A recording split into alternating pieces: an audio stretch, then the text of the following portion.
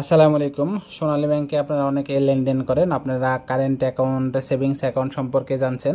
এছাড়া আপনাদের একটি গুরুত্বপূর্ণ অ্যাকাউন্ট কিন্তু সোনালী ব্যাংকে আছে, আমরা অনেকেই হয়তো জানি না, অনেক স্টাফও হয়তো এই অ্যাকাউন্ট সম্পর্কে জানেন না। সেটা হচ্ছিল সোনালী ব্যাংকের ডেইলি প্রফিট অ্যাকাউন্ট।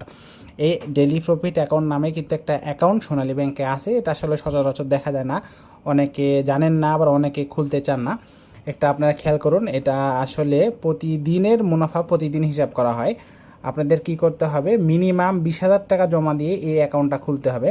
আপনাদের 20,000 টাকার নিচে যদি অ্যামাউন্টটা কোনো কারণে নেমে যায়, তাহলে আপনারা কোনো ইন্টারেস্ট পাবেন না। এটা বছরে 2বার এই হিসাবটা করা হবে, এই ইন্টারেস্টের হিসাবটা বছরে 2বার করা হবে। এবং আপনাদের অ্যামাউন্টটা মানে 20,000 টাকা আপনাদের অ্যাকাউন্টে সর্বনিম্ন 6 মাস থাকতে হবে।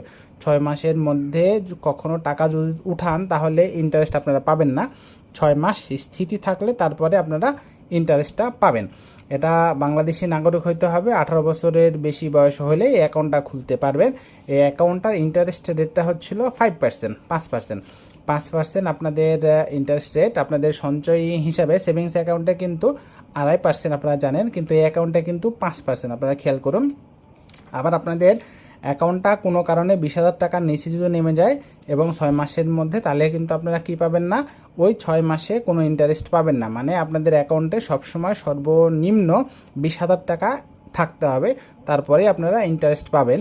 এই অ্যাকাউন্টটা আসলে অনেকে খুলতে চায় না, আসলে আনকমন একটা অ্যাকাউন্ট। অনেকে খুললে আসলে আমার মনে হয় আপনারা উপকৃত হবেন, কারণ সেভিংস অ্যাকাউন্টের থেকে এই ডেইলি প্রফিট অ্যাকাউন্টে কিন্তু আপনাদের ইন্টারেস্ট রেটটা বেশি।